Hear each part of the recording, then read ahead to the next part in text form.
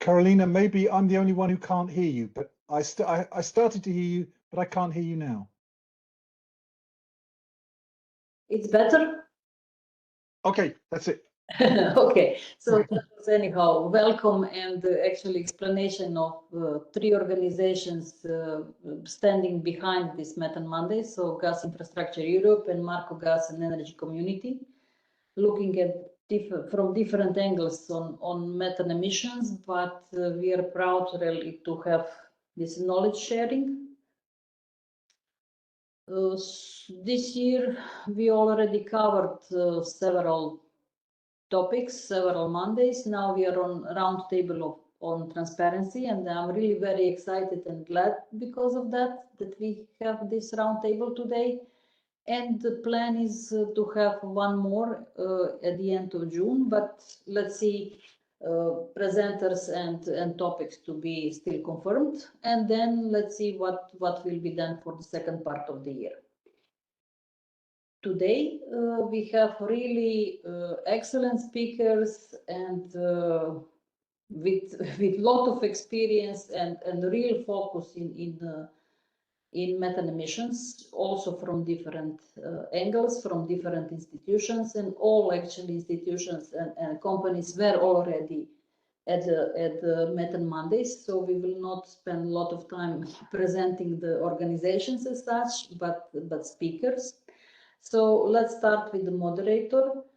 This is Professor Jonathan Stern, Distinguished Research Fellow and founder and chairman at the Oxford Institute for Energy Studies, with huge experience and in the gas sector, covering actually UK, Europe, and former Soviet Union and Asia as well. Having professorships at University in London and Imperial College, and fellowships at Energy Delta Institute and also Institute of Energy Economics in Japan.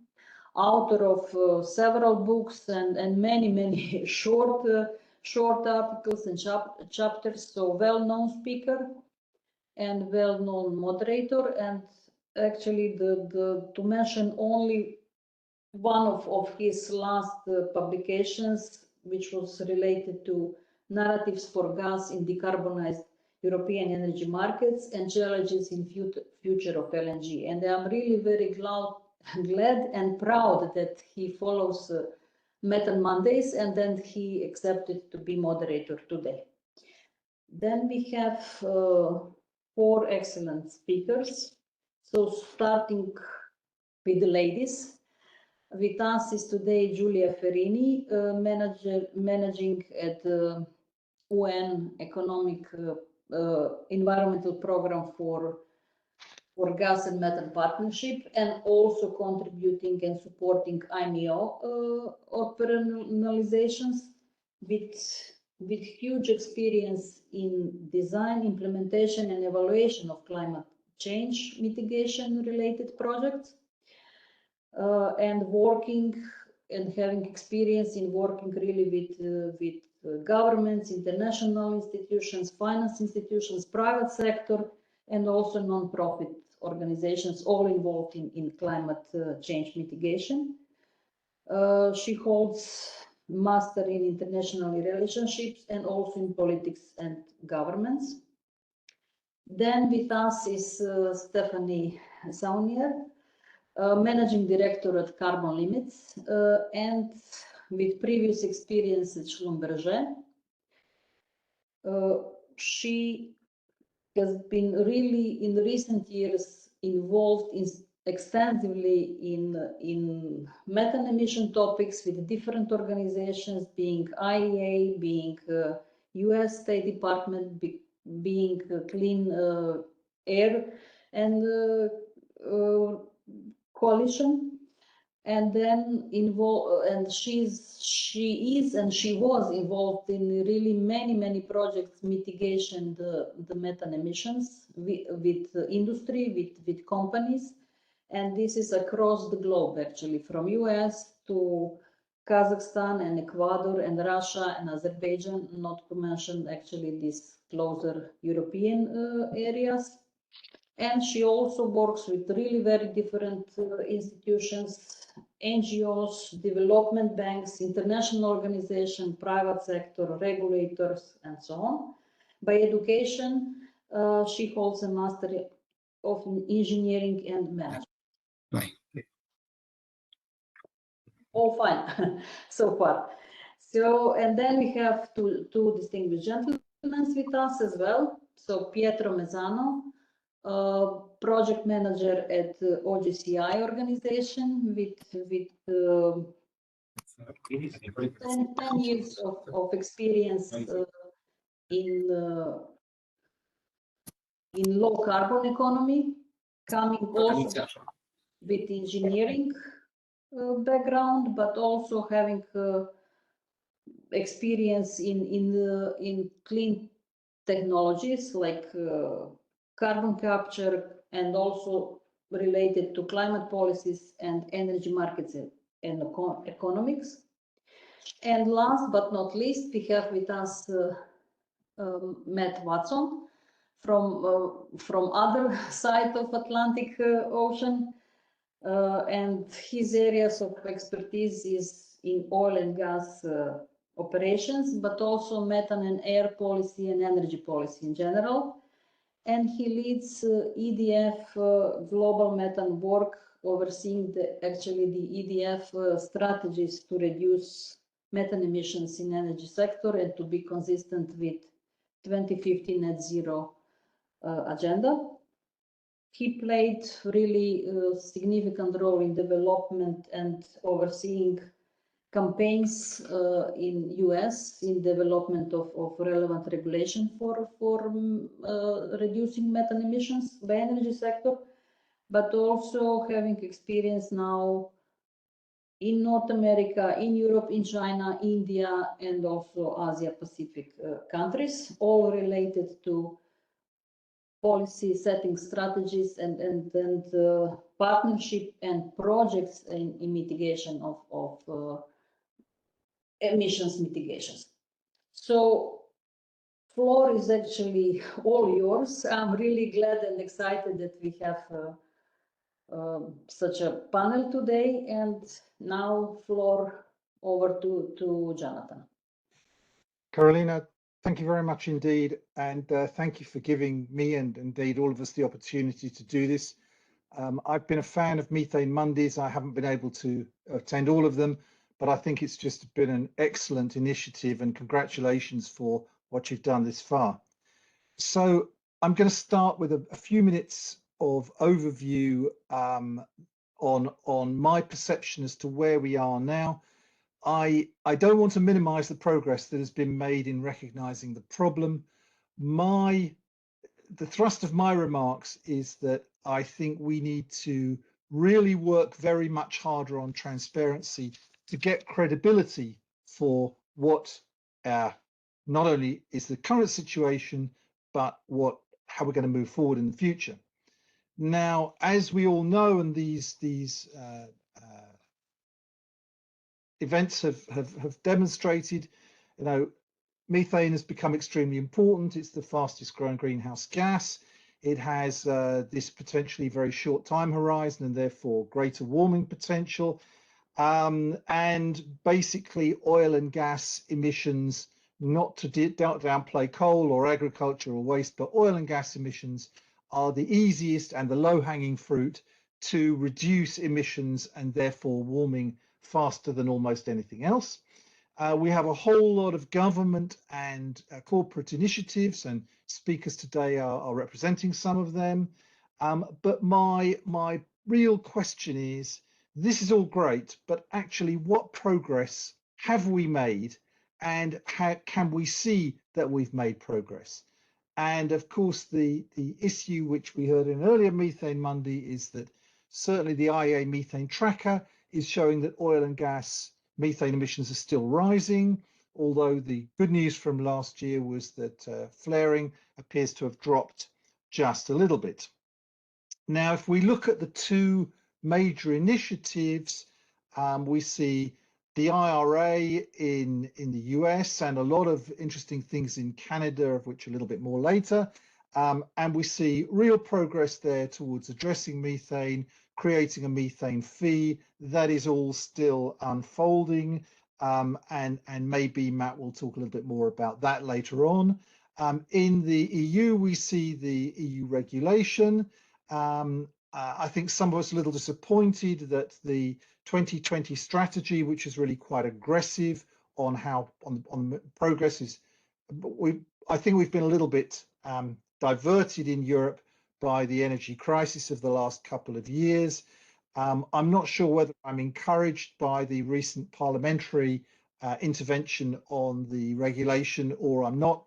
Be interesting to hear from others on that, but I think that's really quite important that we try and see what we think is really happening on this.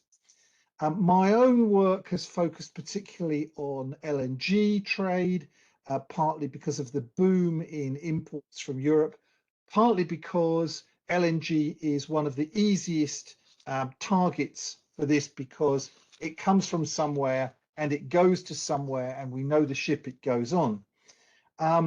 This was a little bit highlighted in Asia by the so-called carbon neutral LNG cargoes. There are real difficulties about those in terms of exactly what we're talking about today, which is transparency and credibility. In addition to that, we have two really very good methodologies published back in November 2021, the GII-GNL methodology. Unfortunately, we've only seen one cargo transacted under that methodology, and we have virtually no information, detailed information about that cargo and how the methodology was applied, which I think is very disappointing. We have the SGE methodology. We understand there are one or two cargoes transacted under that methodology. Again, we have no real information on this. And in general, what we have to do, I think, is to disentangle, certainly on carbon neutral, the issue of MRV from offsets, offsets being highly controversial, as I'm sure you're all aware, and in some respects, a different subject altogether, although certainly related. So I think there's an agreement that these issues have got to be shown to have more credibility. What do I mean by that? I mean that absolute accuracy is something that we can all aim for, but we don't demand immediately. What I think we should be demanding immediately is transparency of methodology and transparency of data. And what I would call the road ahead to credibility for me is that it's really good to have government and corporate pledges for long-term dates like 2050, but they don't really inspire very much credibility. And this is, I think, a huge problem when we're trying to establish who has responsibility for the accuracy of measurements of assets within the different parts of the supply chain. We obviously need independent verification. This is in a lot of the regulation which we have so far. It's also in some of the certification, commercial certification programs, but we know actually not much about those. And my suggestion there is that I'm not really that interested in grades or colors or gold or silver. I want to know the numbers. And I have to tell you that mostly when I inquire about this, I'm faced with a wall of commercial confidentiality along the lines of, oh, well, our client doesn't want to reveal the numbers. If our client's willing to reveal them, then so are we. What I want to suggest to you is, in my view, there is nothing confidential commercially about the amount of emissions which are basically a fact. Nobody, or rather, I am not asking for any financial information about this. I simply want to know, what are the emissions? How did you calculate them? and did somebody verify them? And if so, how did they verify them? So I want to gradually draw this to a close and to see if I can show you what I mean by credibility. And I'm hoping that you will be able to see this slide. If anybody knows of anything similar to this, I'd be happy to hear it. This is the only example I know of a methane emission by year and by sector. And you'll see that, you know, unsurprisingly, what we have here is oil and gas bearing the main load for fulfilling the Canadian global methane pledge obligation. But you'll also see that in some sectors the emissions are going to rise. But for me, the reason this is a great template is that what we have here is by year and by sector, what are the targets? So that we can come back this year or and say, well, how are you guys doing? Are you meeting these targets or not?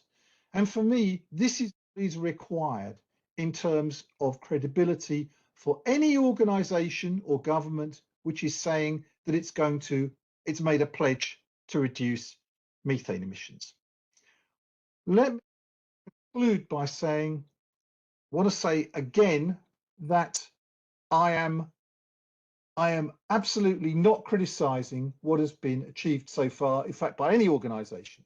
What I'm saying is that we need to go much, much further with a great deal more, because my fear when I hear a lot of these discussions is that it's the industry talking to itself rather than the industry talking to the world. And that's really what now needs to happen. So let me finish there. Please raise your questions or your comments in the chat. And now let me turn to our panelists, and I'm going to ask them in the order in which they appear on my screen, which means that Giulia, you're first. Giulia, please. Thank you, Professor Stern, and I very much echo some of the comments you made.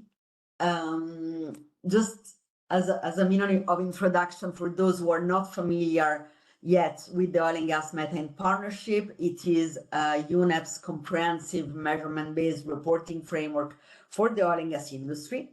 The overall objective behind OGMP is mitigation, by requesting our member companies to focus on direct measurements rather than on estimates that we know dramatically underestimate emissions. The OGMP makes sure that companies understand their emissions profiles and helps them use this knowledge to focus their mitigation action on the largest sources. It establishes 5 reporting levels, with the highest reporting levels requiring reconciliation of measurement-based source and site-level data. So by joining the OGMP, companies commit to report annually their methane emissions to UNEP, to adopt a methane reduction target, and to make both their target and the total reported emissions publicly available. So there is a strong transparency element. And we have a number of companies, I'll come back to that have committed to doing this. So this is, of course, encouraging. I'll nuance this later on. I'll also add, just as a means of introduction, and then I'll continue on progress so far, that the OGMP serves as the basis for the MRV part of the EU methane regulation to be adopted in the coming months. The proposed regulation stipulates that the OGMP reporting levels, standards, and guidance documents should serve as the reference criteria for emissions quantification and reporting. So I'm often asked, why join OGMP if in any case this will be tackled by the regulation? Well, joining the OGMP helps companies prepare to comply with the regulation. And I think that the methane challenge is such that there is no one-size-fits-all approach. Regulation is not necessarily the answer. Voluntary initiative regulation need to go hand in hand. So progress on the initiative, how are we doing? We've recently celebrated an important milestone. In March, the partnership has reached and quickly exceeded 100 members. We are now 106. And this is certainly an increase from the 62 companies that were with us when we launched the OGMP in November 2020, so 2.5 years ago. These recent numbers include some of the world's leading oil and gas companies, not only key industry players from the United States, Saunier, we were talking about LNG, Saunier, ConocoPhillips, Devon, Pioneer, but also major national oil companies like Petronas, Petrobras, or Petroecuador, and a number also of small independent producers and distribution and transmission companies, because the beauty of OGMP is that all companies, no matter what their size, the resources available, and their stage of their methane journey they are taking action to manage methane emissions, each at their own pace. And of course, this pace collectively need to be incremented. Together, our members jointly represent over 35% of global oil and gas production, over 70% of LNG flows, more than 20% of global natural gas transmission and distribution pipelines, and over 10% of global storage capacity. I just want to give you the numbers for Europe, not for the EU, for Europe, since this is the Energy Community Methane Monday. I'm sure our audience will be interested in knowing that the OGMP covers 73% of the oil and gas production in Europe, 71% of regasification capacity, 93% of liquefaction capacity, and 33% of underground storage. So we have huge coverage in Europe. We have 66 companies that come from the 14 EU member states, Germany, Greece, France, Spain, Portugal, Romania, Italy, Netherlands, Lithuania, Austria, Denmark, Slovakia, Poland, and Hungary, but also in 3 energy community contracting parties, Ukraine, Naftogaz, Moldova, Moldova Gas, and North Macedonia, Gama, that is now being Julia, could I just ask you to conclude? I'm conscious of time. I'm sorry to rush. Yes, I'm just concluding saying that the OGMP is continuing also to expand its technical guidance, and that, as you said at the beginning of your intervention, while we celebrate progress in terms of coverage, in terms of improved data quality, we also recognize that there is more work ahead of us. We call upon the oil and gas industry to work together to demand a high level of quality data, emissions transparency, and accountability from business partners and peers. Methane is still the Achilles heels of the industry, and so decision makers and companies have the responsibility to bring those that are lagging behind along on the methane journey. I think COP28 offers an important opportunity to do so, and we should all work together towards that objective, because eventually what is at stake is the oil and gas industry's collective reputation and its social license to operate. We will only succeed if all companies embrace methane quantification and mitigation, and we find that the OGMP is a good place to start. Thank you very much. Giulia, thank you very much indeed. So next on my screen is Stephanie. Please, Stephanie. Thank you very much, Professor, for the introduction. So carbon limits, we have worked in 35 countries on methane management, from Ecuador to Iraq, going through Mauritania and our home country, Norway. And from that experience, I'd like to share a few personal thoughts. So we work with many actors, and some are very different steps in their methane journey. Some are performing the most advanced reconciliation, sometimes for OGMP, and while others are at the first step of their journey. And all of these actors have successes to tell, some small, some big. Some are setting up their first LDAR team, some are installing VRUs in series, some are just improving combustion efficiency of a simple flare. But when I look at the big picture, I see first and you said it, Professor, before, there's an amazing improvement on the level of capacity, the level of transparency and information being shared compared to a few years back when we were having the same discussion. And it's through different initiatives, both led by public and the private sector. And many of these initiatives are led by people in this room.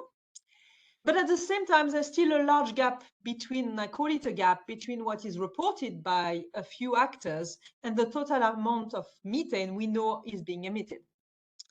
So moving forward, transparency and sharing will be the key to ensure informed decision-making for rapid action, where it is actually most needed. And I actually know everybody in this panel agree with me, so I don't take any risk saying that. But I think it is useful to explain what I mean by transparency, because I know it can be a delicate subject for some companies.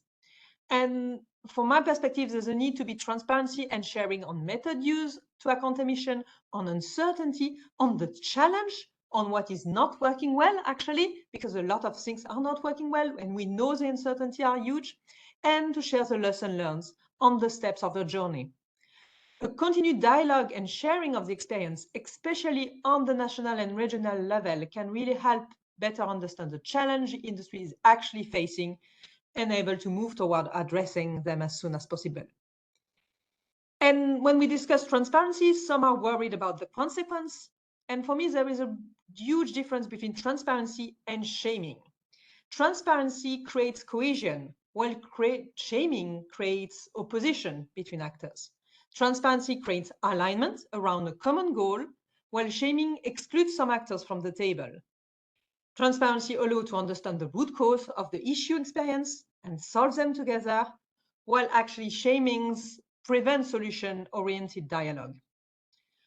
To conclude, I think in our common fight against methane emission, I don't think there will be any loser or winner.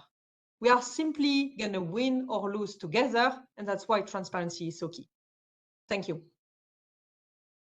Thank you, Stephanie. And now the panelist among us who had to get up earliest in the morning in Texas, Matt, go ahead, please.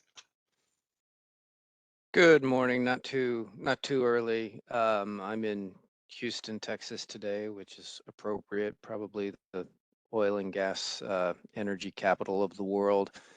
It's good to be back. Thank you for inviting EDF again.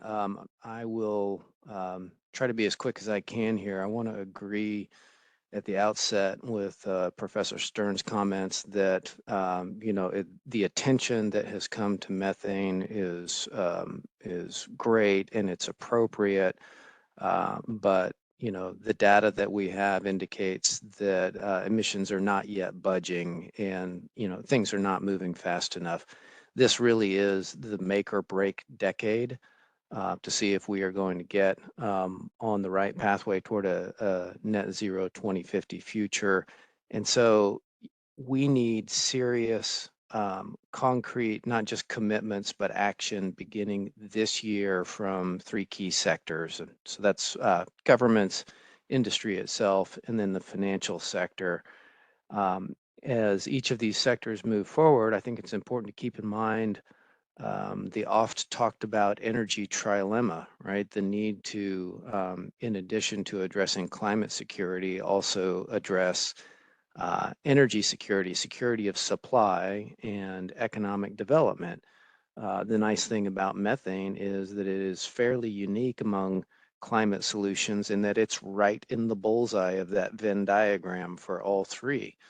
I won't belabor the point, we've talked about it a lot, but just noting, the IEA has been putting out numbers for a few years now, pointing out that, there's north of 200 billion cubic meters worth of recoverable gas that's currently being lost, put into the atmosphere, driving climate change rather than getting to market, and that we ought to be focused on capturing that. It's highly attractive from an economic standpoint. Late last year, EDF commissioned a study from S&P Global Commodity Insights to actually take a look at a subset of that question in the context of the energy crisis brought on by the invasion of Ukraine. We wanted to know how much gas could be brought to market quickly and at economically attractive terms in order to both address climate and the ongoing energy crunch. So within that, what S&P looked at was 6 key regions and a set of countries that are directly connected to the global gas trade. So this is a subset of what IEA typically looks at, and what they found was about, I'm going to use some rough numbers here, but about 110 BCM of gas that was available for capture. They found that about 80% of that was economically feasible, and by economically feasible, what I mean here is that it's it's NVP positive, so it brings a return, not just low cost, but it actually brings a return. They further found that about half of that amount could be brought to market in the next 2 to 3 years, so very quickly, in using existing LNG capacity, so without the need for the cost, delay, and risk of carbon lock-in of a massive new build-out of LNG export and import infrastructure. So that's important to keep in mind. Now, I'll tick quickly through those 3 sectors that I mentioned. Professor Stern mentioned there's been important progress. He mentioned the US and Canada. Those are great examples. I think what we're seeing, and I'll mention a couple of others, but I think the big picture of what we're seeing is that there's a lot of TBD, a lot of to be determined on the outcomes of these efforts. So, of course, just, gosh, was it 3 weeks ago, the European Parliament took its plenary vote on the legislation that's moving through the EU right now. There were dramatic improvements that the Parliament made as compared to the Council passed version. So that's great. But they're entering into the trilogues now, and we'll see how that turns out. In the U.S., Professor Stern mentioned the Inflation Reduction Act, which is the legislation that contained the methane fee, and importantly, the requirement for the US EPA to begin to use empirical data in its industry emissions reporting requirements. Those rulemakings are underway. Again, that's very much a to be determined on how well that will turn out. But at the same time, they're also moving forward with rules at other agencies that oversee different parts of the supply chain, several of them, but the sort of the marquee rulemaking there is with the US EPA. The proposal as it currently stands right now is quite strong, right? Our internal kind of back of the envelope estimates is that it could produce at least a 60%, maybe higher reduction in emissions from the upstream and midstream sectors, but that really doesn't get us to what we think is probably the 90% reduction that we need to see globally, and that's where the methane fee could come in.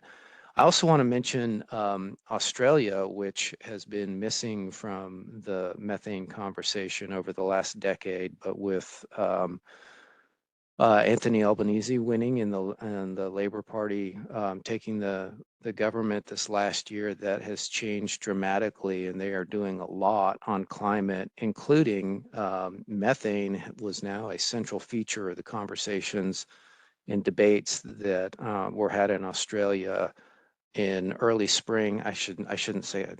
My Australian friends keep telling me not to use seasons. I need to use months. So it was spring in the U.S. But in any event, but it wasn't in Australia. Anyway, I was down there at the time this was happening, and it was great to see that support and interest in methane from not only the Labour government, but from the Greens and this emergent political force there, the so-called teal independents. And the government made a set of commitments as part of the policy reforms that I'm referring to move forward in considering how to establish methane intensity requirements for the oil and gas industry, as well as empirically based MRV requirements that explicitly reference. I actually need to give a shout out to both OGCI and OGMP here. So that reference the OGCI established 0.2 methane intensity as well as the OGMP MRV. Professor Stern, I saw you turned blue, so I'm gonna wrap it up in 1 minute. Thank you. Here. Not sorry to hurry you. Yeah. The other thing I want to mention is industry, of course, which bears you know, the ultimate responsibility for making these reductions. You know, I'm going to shorthand it here to say that with the COP being held in the UAE this year, there is a real opportunity for the oil and gas industry to demonstrate that it can be a productive part of the climate effort, right? And that again is a TBD, right? I think that how the industry shows up is either going to shift the perspective that the general public has had toward the industry, or cement it. So we'll see what happens there. Lastly, the financial community, and I do want to share a number with you because it's not public yet, but it's very important. A key issue here is making sure that we're able to help finance methane capture projects, in particular in lower and middle income countries, which tend to be dominated by national oil companies, which have unique constraints and obligations on their revenue streams. There will need to be finance and technical assistance there. We've been talking with IEA, and they've said it's okay to share this number. Based on a lot of the data sets they've already developed, our question was, how much financing capacity would we need to help these NOCs in these LMI countries make the reductions that IEA's net zero scenario says are necessary? And the initial number they've come up with is about $15 to $20 billion through 2030. So about $2 to $3 billion a year. This is an extremely manageable sum, right? Particularly in the context of the record profits that the industry's been seeing recently. So we need to see industry money from private financial firms coming in, offering finance on concessionary terms, and there's probably a role for the multilateral development banks to come in and help de-risk that financing as well. So let me stop there. Great. Thank you, Matt. Sorry to hurry you. And finally, Pietro, please go ahead. Thank you, Professor Stern, and thank you, everyone. Can you hear me okay? Just checking. Amazing. So I'll be quick. Wanted to share for this next 5 minutes some of the approaches that we have taken at the OGCI, the Oil and Gas Climate Initiative, to reduce methane emissions, but also reiterate this call to action and catalyze and energize the momentum in the room to move forward in accelerating the methane emissions in the oil and gas industry. We don't have a lot of time left, as we said earlier. So 3 points to share with you. One, on collaborative action in the industry. Professor Stern, you were saying that the oil and gas industry doesn't talk to external stakeholders and only to itself, but I would argue that we don't talk a lot to ourselves, and so we need to get there as well.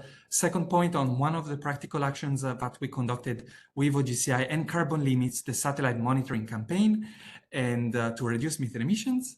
And then the third one is, as you were saying, Matt, on COP28, there is a real opportunity here to demonstrate our proactivity, especially on methane emission reduction. So starting with the first point, I really think personally, collaboration within the oil and gas industry is critical if we want to bring successful methane emission reduction across the globe. We are too well aware that a number of companies are moving very, very fast from a very, very long time ago to reduce methane emissions, but then there are a lot of other oil and gas companies that are really at the beginning of the conversation, and we need to bring them up to speed.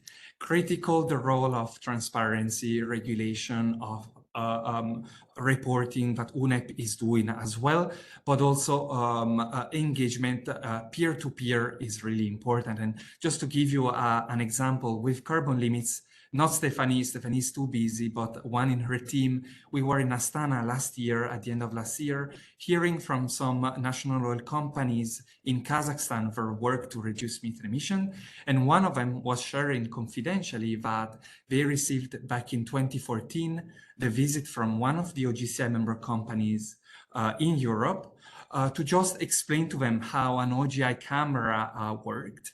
And since 2014, they had taken incremental steps to improve the reporting, inventory of methane emission, detection campaigns, integrating new technologies, and constantly iterating in order to get to a very robust and solid methane management program within their own operated assets. So really, it takes a lot of time, and we could imagine that if that IOC in Europe wouldn't have gone in Kazakhstan to share with their non-operated joint venture partner some of these technologies, we wouldn't have seen this progress. So really, I cannot stress how important this peer-to-peer engagement is in order to drive effective methane reduction. Second point that I wanted to share to substantiate maybe the first one is around the satellite monitoring campaign that we have conducted with Stephanie. Basically, the idea is to share satellite data in a very confidential and private way with local oil and gas operators who may not be very familiar with the methane challenge, and basically help them identify the sources. Sometimes they're not aware where the sources are, but also give them the tools to reduce methane emissions. We have been doing that with carbon limits in Iraq, and then very successful outcomes. Some of the plumes that we were able to reduce are in the orders of the multiple tons of methane per hour, detected continuously through time over a period of 9 months, and able to reduce those. So major impact. And then we were able to expand to Algeria, Kazakhstan, and Egypt over the last year. So again, huge wins, and just sharing with you the importance of engaging once again peer to peer. And by the way, we did monitor Kazakhstan. Two of the assets of that NOC that I was referencing before, that saw the visit from an IOC in Europe, we were not able, time and time, observation after observation, we were not able to detect anything on their two assets, which means that all of our methane emissions, if there are any, are below the detection threshold for satellite. So really a demonstration, practical from the data, that they had taken all these efforts since 2014 to reduce methane emissions. Last point that I wanted to quickly make is around COP28. As Matt was saying, they're moving, the COP28 presidency is moving very fast, especially on methane, to catalyze action from the oil and gas industry. EDF, OGCI, and UNEP are part of the task force to support them in setting up an ambitious methane emission reduction program. And as you can imagine, they're calling for net zero scope 1 and 2 emissions from the oil and gas industry, major focus on methane, calling for near zero methane by 2030, which is something that OGCI has adopted in its language as part of the Aiming for Zero initiative. And then OGMP 2.0 is also playing a critical role ahead of COP28. So one recommendation for all of us is to look at these kind of initiatives more closely and potentially be proactive ahead of COP28 to signal to the external stakeholders that there is a willingness to accelerate action, and that the oil and gas industry is aligned on this kind of commitment and ambitions in the short term. I'll stop here. Professor Stern, back to you. Thank you so much, and thank you all. I'm not seeing anything in the chat. Please do add things, but I have a lot of questions myself, and I want to try this out on all of you, or any of you who would like to comment on these two questions. You all work internationally or even globally. My perception, I was recently at a big conference in Asia where I tried, with a presentation of some of the things I've already said today, to kind of get some enthusiasm up about methane emissions. Now, a lot of these countries have joined the pledge, but I don't see a lot of enthusiasm from their governments, and many of them don't belong to any of the organizations that you guys represent. And I'm thinking here, not just of China, but of a lot of the Southeast Asian countries.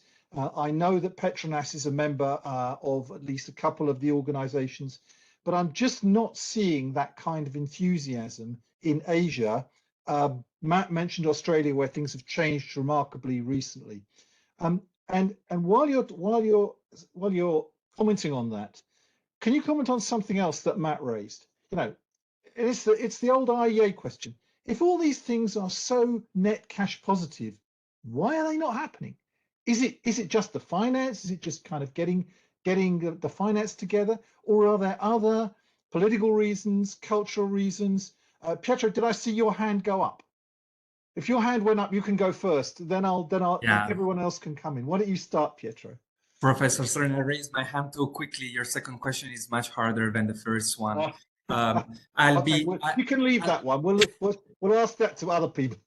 I'll be quick and let everyone else react. Eager to hear your thoughts, guys. But my impression is, yes, indeed, more than half of the players are not at the round table, and so this effort of peer-to-peer collaboration, in addition to transparency and regulation, reporting, is really important for us to engage and share some of the ways in which these oil and gas companies can reduce methane emissions. But what we have seen so far is no negative reaction to OGCI, at least, going and knocking on the door of these NOCs in North Africa, in Central Asia, and offer them data, methane data, and offer them a frank discussion around how to reduce methane emissions. So maybe there is not a lot of appetite from governments for a number of different reasons and NOCs, but in reality, we see quite a lot of, at least we haven't seen a single negative feedback from OGCI reaching out to these NOCs. On your second question, I think that the reasons why we're not moving fast enough in the oil and gas industry are very, very numerous, and they are very, very specific to specific geographies. More than happy to hear everyone else's thoughts on that. Giulia, why don't you go next? Because when I last looked at the OGMP list, which is before you got to over 100, I didn't see many Asian companies there. Indeed, Professor Stern, Asia is one of our target regions, but I'll note with some optimism that Petronas is playing a very active role in the region. They're organizing an ASEAN methane roundtable at the end of June, bringing in also the other players from Southeast Asia. So if there is a part of Asia that gives me a little bit of hope, that is Southeast Asia, although of course we very much hope to welcome PTT and Pertamina into the OGMP. We're having as well discussions with Japan and Korea. They struggle a little bit to see the importance of doing this from an importer's perspective, and so we're helping to overcome these initial reservations. The reality is that these things takes time, and our planet doesn't have much time left. But it took us time to get some of the players I mentioned earlier on board, and we remain hopeful, of course, that we will continue the expansion also in other regions of Asia and also Latin America. We're increasing the coverage, but North Africa and so on. I note that we have one Chinese company, China Gas, into the partnership, and of course we very much hope that our OGCI friends will help us also bring some of the Chinese players that are within OGCI. On the second point, I want to believe that companies are not doing it because there is still a lack of awareness on the methane potential, but also because they don't have the right information on which to act. So I understand and agree that we don't need the perfect data to act, but also if companies don't know where emissions come from, it's a bit difficult to expect them that they mitigate these emissions. And I also note that in some of the countries where IMEO, that is the International Methane Emissions Observatory, is in discussions on methane emissions management at country level. One of the arguments that is brought is that companies don't have access to capital to capture the methane. And so not everyone has the same possibility to then reuse the methane that is being leaked or vented or lost in the atmosphere. Okay. So I'll stop. Thank you, Matt. Your hand is up. Yeah, I'll take a stab at it as well. And I think the two questions are obviously quite closely linked. In terms of the major importing companies, and I'll speak specifically about the Northeast Asian countries, so South Korea, Japan, we really have to be thinking about this in terms of security of supply for those countries. That was already the case, but of course, the experience of the last 15 months has created a laser-like focus on making sure that they have the molecules that they'll need in the near term. The good news is that capturing methane, of course, can be a source of those molecules. So that's the conversation that needs to be had there. And I think it's starting to happen. We've actually seen an uptick in openness and sort of the frequency of volume of mentioning methane coming from Japan over the last few months. So that's a very, very good sign. In terms of the finance question, and this of course directly relates, right? Because you know, the Southeast Asian countries are important suppliers to those importers. This was what I was mentioning in my initial comments, right? You know, there is a technical capacity need. There's an access to capital need, but I think more important than access to capital is there has to be a commitment from investor to provide that capital on concessionary terms, right? Methane capture is not going to get you the 15, 18, 20% returns that investors in that industry have typically expected. There's going to have to be a commitment to take, you know, a 4% return on capital in order to get these things done. So that, I think, is a critical part of the conversation that needs to happen between now and the COP. Real money needs to be put on the table under those kinds of terms. Great, thank you. Stephanie, before I let you in on this, I want to ask you, so you were the one who mentioned transparency versus shaming. So I myself potentially made a big mistake. I was invited to speak to a Turkmenistan conference, and the Turkmens are like, why is everyone being so horrible to us? Everyone basically points fingers at us. I'm afraid I said, yes, guys, it's because you don't seem to be doing anything about this, and you haven't joined the pledge. You haven't joined any of the organizations, the corporate initiatives. And until you do that, people are going to continue to be horrible for it. I think I managed to silence a huge audience, and nobody said anything after that. But I really would like to hear how you approach this problem for countries and governments that don't seem receptive towards doing anything about this problem. You know, this is interesting, and of course, you know, I see a lot the complementary approach. So I don't think there's one approach that's gonna win it all. But if you take the Turkmen, and we're working quite a bit in Turkmenistan, things have evolved. Of course, you know, we all know the size of the problem in the country, but things have evolved quite a bit over the last few years, and there are some projects ongoing. So again, some company, well, the way we approach this is more like a constructive dialogue and looking together for the opportunities, looking together how we can solve the problem. I'm not saying that it's perfect. I'm not pretending that. But Pietro mentioned some of the work we have been doing with OGCI, for example, but also in other places directly. And it's okay, fine. You know, there's a problem. The satellite is picking up some emissions. By the way, it's actually the case in many other countries. It's not only you. Let's figure it out together and fix that together. And you ask about barriers. Our experience is that there's always real barrier on the ground. They can be financial, and Matt, you're absolutely right. There's a lot of this project that cannot go ahead because the company cannot get the funding. But there's a question of price of gas. The IEA curve going to show that it's economic, but actually in real life, when you actually account for the price of gas at the place you're at, then it's not.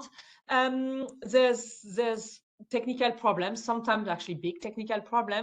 So every time we drill and we work on a specific project, we actually find the barrier and find a way to go around them.